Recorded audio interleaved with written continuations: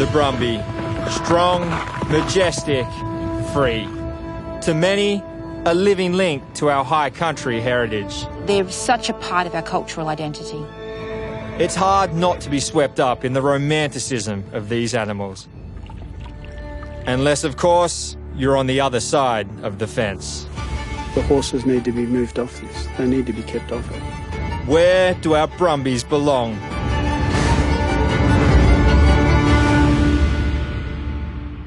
There are over 400,000 wild horses roaming freely across Australia. That's more than any other country in the world. But the growing number of Brumbies, especially in our high country, is taking a toll. In alpine areas, fragile ecosystems are being impacted, sparking calls for their removal in national parks. But if that's to happen, then how? I've come to Glenlogie in Victoria to see how one woman is approaching the problem. This is Brumby Junction Sanctuary. Colleen, how are you? I'm well, Tyson. Welcome to Brumby Junction. Absolute pleasure to be here. Great. So tell me, in a nutshell, what do you guys actually do at Brumby Junction? Well, this is where we rescue, train and find homes for all the Brumbies that we take out of the high country in Victoria and New South Wales. Wow, okay. And how many Brumbies do you think you have here? We've got 66 at the moment, with 4 foals just born this year. Now, you mentioned that a lot of these horses are rehomed. Where exactly are they going? A lot of our Brumbies end up being trial riding horses because that's what they know. They're great out in the bush and people just have so much fun with them. We've even got a Brumby that was exported to New Zealand and is show jumping on the show jumping circuit over there. Dressage, carriage. A wild horse doing dressage? Yeah, I know. But the more Brumbies we took, the more we were just blown away by how good they were and how much potential they have. The story of the Brumby dates back over 200 years, with the arrival of European settlers and their domestic horses. Supposedly in 1804, a Sergeant James Brumby let his horses go wild, and the name stuck. Over the years, more horses were released or escaped, and the Brumby spread, as did the folklore. So we grew up reading Banjo Patterson's poems, and Eileen Mitchell further immortalised the Brumbies in the Silver Brumby series that are known all over the world. So we've got them on our $10 note. They're such a part of our cultural identity. Before a Brumby can be rehomed, it needs to be tamed. Colleen introduces me to a young filly, still in need of some work. So this is Sunny. She knows that people bring hay, but what we want to do is start with them engaging with us. So it might be a series of short, would you like to sniff my hand? And then we'll take our hand away. And the aim of that is making them a little bit more curious. They just started to look at you and then you kind of stopped engaging. And so then we get this little behaviour where they start to come up. I've played this game on the weekend. Yeah, absolutely. Treat them mean, keep them keen. What I'll do is I'll step back a little bit and then you can be the person that she's there and able to engage with.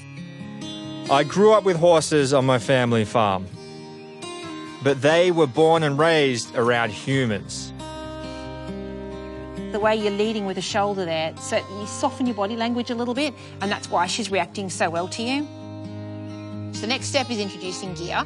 We normally start with a neck rope, and then we can build up to actually putting it around her neck and start to introduce some leading. So use fingertip pressure and just ask if she'll take a step towards you. Like that, and then, yeah, that's great.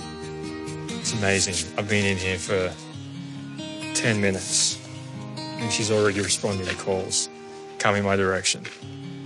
To consider this as a wild animal. Unlike some of the other Brumbies here, Sunny's ready for the next step, moving to a bigger classroom. Since 2007, Colleen has tamed and rehomed 490 Brumbies like Sunny. And it just keeps life interesting. They don't know they're learning.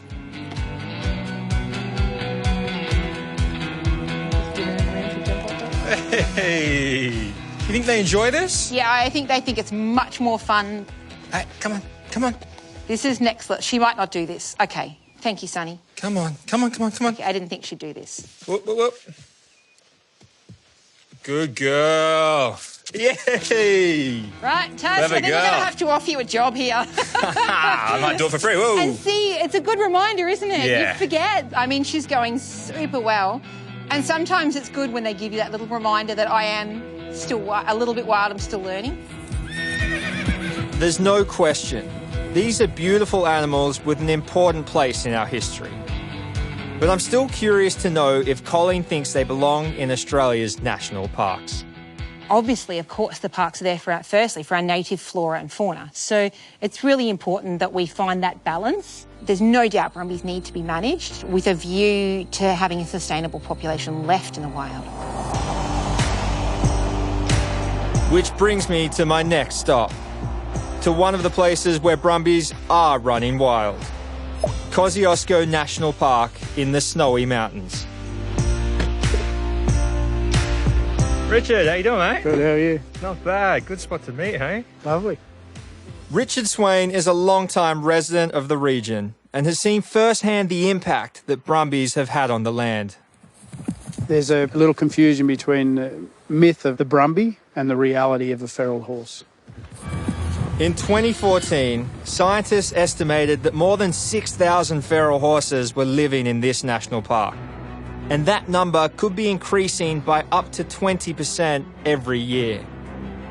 It's prompted an independent government committee to declare feral horses a threat to this habitat. What are some of the native species that are actually being affected? There's 34 species of flora and fauna. The broadtooth mouse, the northern corroboree frogs, the alpine water skinks. Do you think there's room for a small population of horses to still exist in Kosciuszko? I believe no. This area was set aside as a national park and the line should stop there. We need to protect this for our native species. Horses are not endangered, and as nice an animal as they are, they inadvertently create all the damage around the waterways. Richard shows me a creek before being impacted by horses. So these little creeks are meant to be overhung. All the water's meant to be hidden, the animals are meant to be hidden, so these are endangered crayfish holes here. And all through there is this full of sphagnum, and sphagnum is what the mountains are famous for. It's the moss. That releases water over months. The horses have come and they've already got to this side of that creek and they're already changing this side. Pretty soon this sphagnum and everything will be drained and they'll keep moving through. This beautiful alpine creek will end up no different to a gully on a dairy farm. And this is the end result. This is what's happening all over the national park. All these pugging of the hoof marks, it drains it out and then the system collapses then. You can see there, that's dried moss. See? And you've got the yabby holes up here high and dry, and it's dry. The horses need to be moved off this. They need to be kept off it.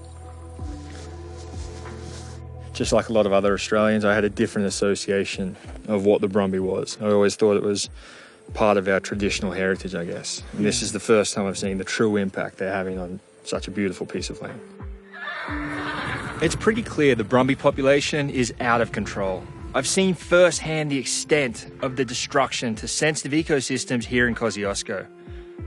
It's a complex issue and some tough decisions need to be made. With thousands of horses, how are we supposed to get rid of them? Well, there's many tools in the toolbox. You can rehome horses, you can trap horses. I believe they can aerially muster horses.